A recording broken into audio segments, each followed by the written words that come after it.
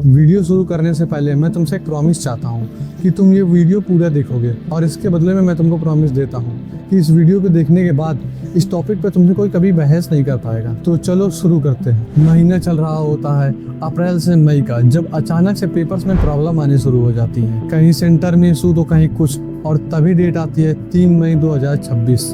NEET UG का paper होता है, मगर पेपर देने के बाद कुछ बच्चे कहते हैं ये तो केमिस्ट्री वाले सर का एग्जैक्ट क्वेश्चन पेपर आ गया, और शाम हो नहीं पाती है। तब तक टेलीग्राम की एक रील वायरल होने लगती है जहाँ पे कुछ बच्चे दावा करते हैं कि इस टेलीग्राम चैनल पे पेपर लीक हो गए। एक हॉल में 24 बच्चे बैठे हुए थे, 24 में से 8 बोले तो भाई तुझे पेपर मिला क्या? कल मुझे मिल गया। जिसको शुरुआत में गवर्नमेंट डिनाई कर देती है, मगर आगे जाके एक्सेप्ट करती है। यही सब चल रहा होता है, तभी एक तरफ नीट पेपर लीक की वजह से 14 बच्चे आत्महत्या कर लेते हैं, वहीं दूसरी तरफ सुप्रीम कोर्ट के एक जज सूर्यकांत जी की एक स्टेटमेंट वायरल होती है। There are youngsters like cockroaches.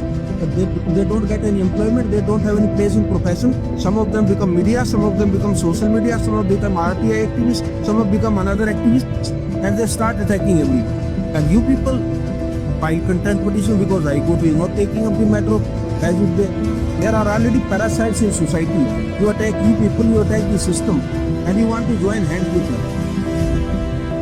जहाँ यूथ को कॉकरोच से कंपेयर किया जाता है, यूथ पहले से गुस्से में था, मगर ये स्टेटमेंट सुनने के बाद और ज्यादा गुस्से में आ जाता है। और इसी गुस्से को यूनाइट करके सूर्यकांत जी की बात को कंपाइल करके यूएसए में बैठा लड़का अभिजीत दिपके एक इंस्टाग्राम पेज बनाता है, कॉकरोच जनता पार्टी, जो कि देखते ही देखते कुछ घंटों में लाखों फॉलोवर और कुछ ही दिनों में करोड़ों फॉलोवर पार कर देता है, जो कि इनिशियली एक सटायर था जिसके मैनिफेस्टो में लिखा था कि 12-12 घंटे फोन चलाने वाला एक अनएम्प्लॉयड आदमी ही कॉकरोच जनता पार्टी को ज्वाइन कर सकता है। मगर 31 मई को कॉकरोच जनता पार्टी के चैनल पे एक फेस कैम वीडियो अपलोड होती है, जिसमें अभिजीत दिपके सबको 6 तारीख को जंतर मंतर में प्रोटेस्ट ज्वाइन करने को कहते हैं। अभी तक तो सब कुछ चल रहा था, ऑनलाइन टीचर्स आते हैं, उनका सपोर्ट करते हैं, मगर अब होने वाली थी असली आदमी की एंट्री। जेनजी के मोस्ट इन्फ्लुएंशियल आदमी सोनम वांगचुक।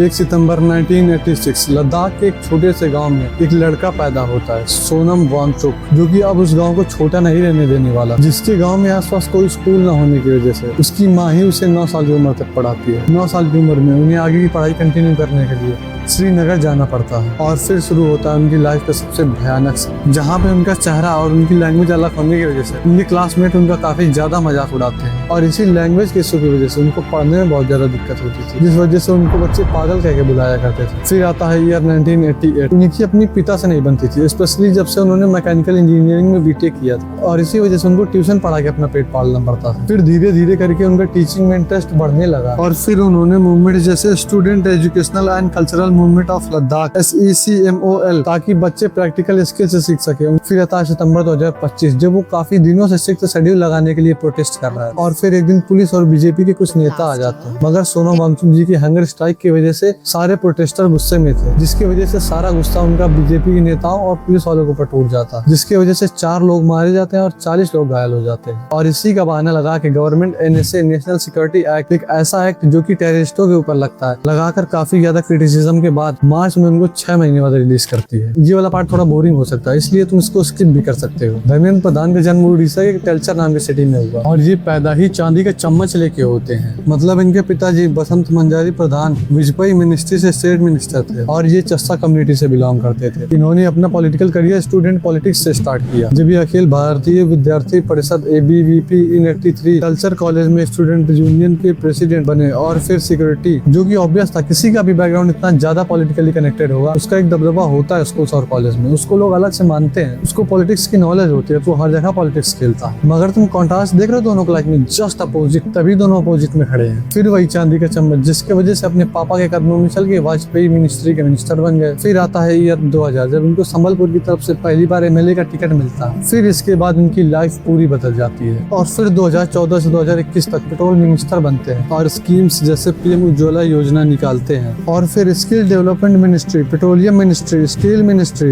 एमएलए की सीट, ये सब एक साथ संभालते हैं। स्किल डेवलपमेंट मिनिस्ट्री में ये ऐसा छेछल इधर मचाते हैं। ये एम्प्लॉयमेंट बढ़ाने के लिए एक स्कीम लॉन्च करते हैं, प्रधानमंत्री कौशल विकास योजना, जिसके तहत ये 40 लाख बच्चों को ट्रेन करते हैं। और इसमें ऐसा घोटाला करते हैं कि केवल 15% बच्चे जॉब पा पाते हैं। पेट्रोलियम मिनिस्ट्री का तो कहना ही क्या है। तो अब बात करते हैं स्टील मिनिस्ट्री की। राष्ट्रीय इस्पात निगम लिमिटेड RINL को भी प्राइवेट कर देते हैं और फिर उसके बाद ट्रेड यूनियन और वर्कर यूनियन सालों तक जम के प्रोटेस्ट करते हैं और फिर खुद आगे जाके एडमिट करते हैं कि इन्होंने प्लांट बेच के जमीन को एक साउथ कोरिया की कंपनी पॉक्सो, उसको एक फ्रैक्शन ऑफ दाम में बेच देते हैं। और पॉलिटिशियन है तो क्रिमिनल केसेस भी होंगे। इनके ऊपर 4 सीरियस क्रिमिनल केसेस हैं। ये रेड लाइन में रिस्की कैटेगरी में रखे गए हैं। और अब बारी आती है एजुकेशन मिनिस्ट्री की। 2024 में पेपर लीक, 2025 में NEET paper leak, OSM CUET में प्रॉब्लम, नीट पेपर लीक 2026। मगर ये इतने पेपर लीक हो क्यों रहे हैं? पेपर लीक जानने से पहले हमें ये जानना होगा कि एक पेपर होता कैसे।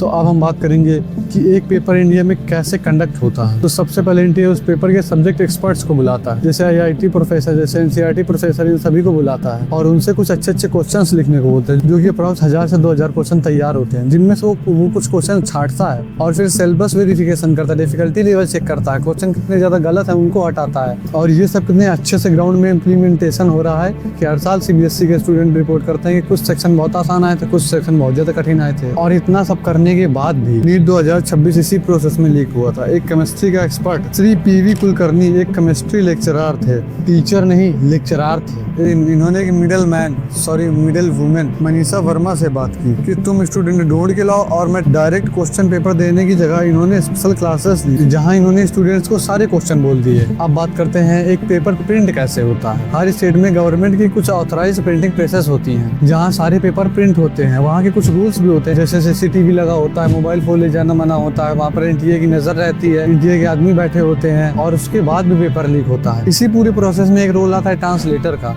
ये जो तुम पेपर देखते हो ना 2 लैंग्वेज में हमेशा प्रिंटेड होता है, वो काम ट्रांसलेटर ही करता है। इतनी CCTV और रेस्ट्रिक्शन होने के बाद भी नीट 2026 का पेपर यहीं से लीक हुआ था।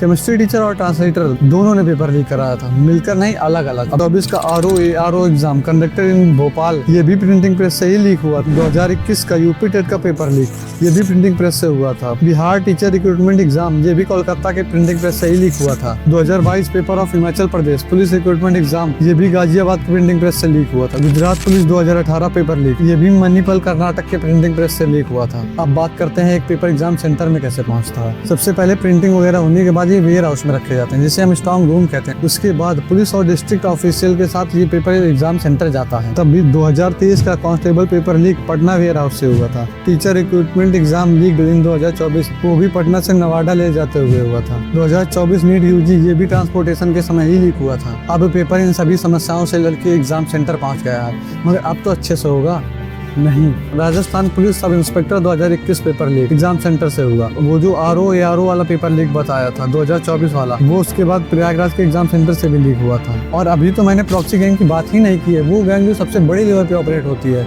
कि किसी और का पेपर कोई और देने आ रहा है। ये तो तुम्हारे आसपास भी बहुत हुआ होगा और ये बहुत बड़े लेवल पे होता है। मेरे आसपास ही 4-5 लोग सही करके पास हुए हैं। तो देखो मोस्ट ऑफ द केसेस में पेपर लीक इस वजह से नहीं होता कि सिस्टम में लूप हो, नहीं, सिस्टम तो पूरा छन्नी है। तभी देखो सभी टेस्टेड का पेट खराब है, सब लीक करके चले जाते हैं। अच्छा, हम इंडियंस की एक आदत है, अगर जो हमारे यहाँ बत्ती चली जाए तो अपना कनेक्शन देखने से पहले हम पड़ोसी के घर में देख के आते हैं कि इसके घर में बत्ती आ रही है कि नहीं।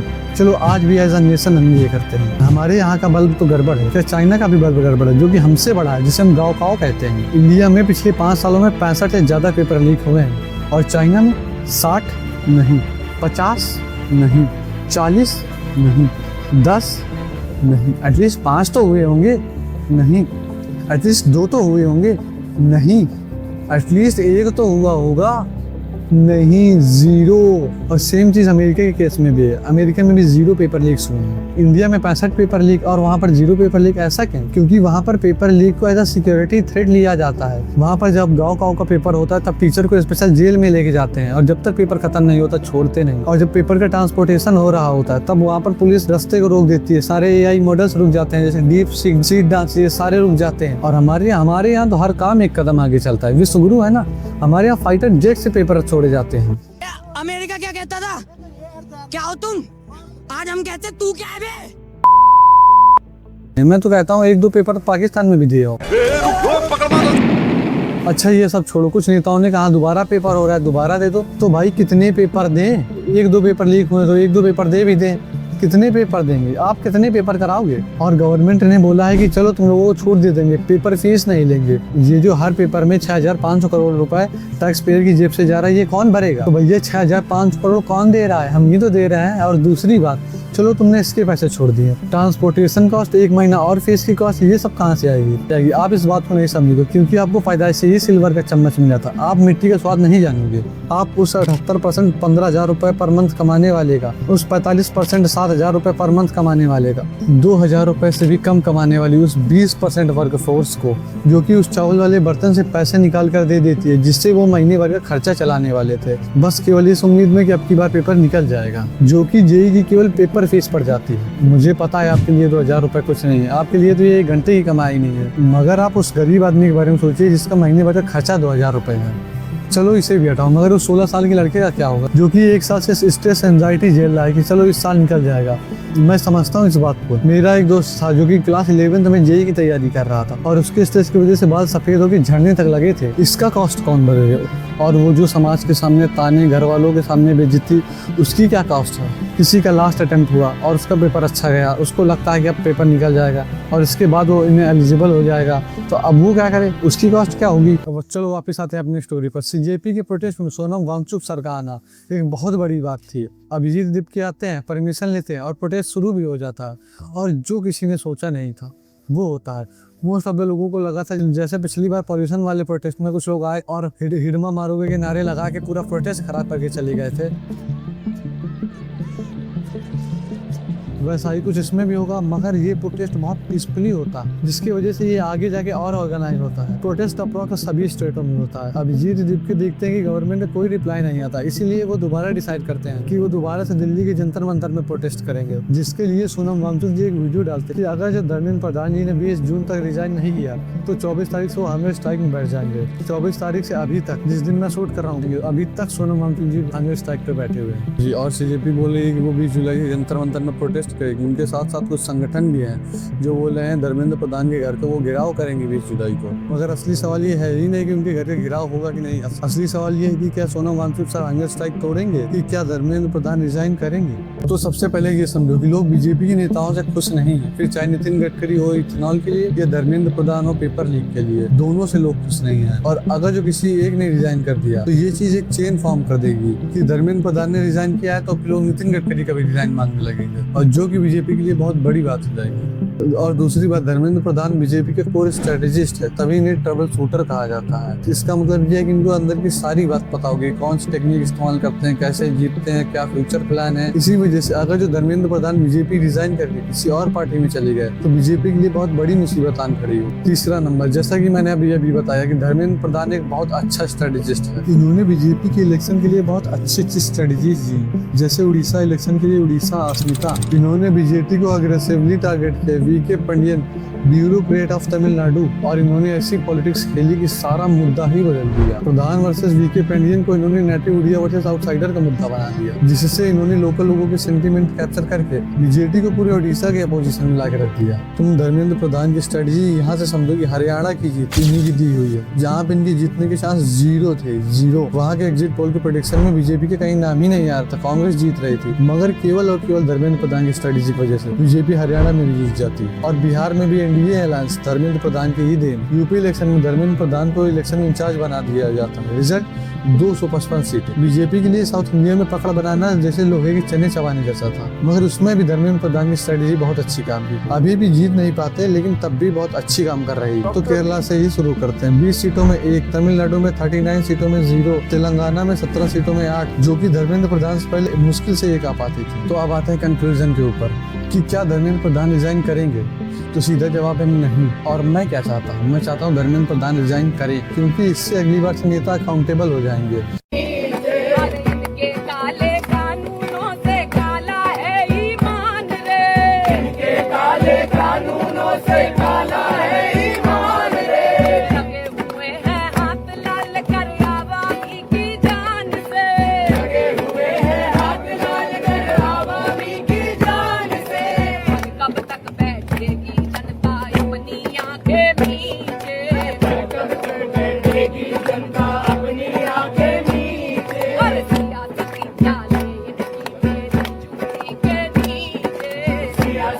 चाहिए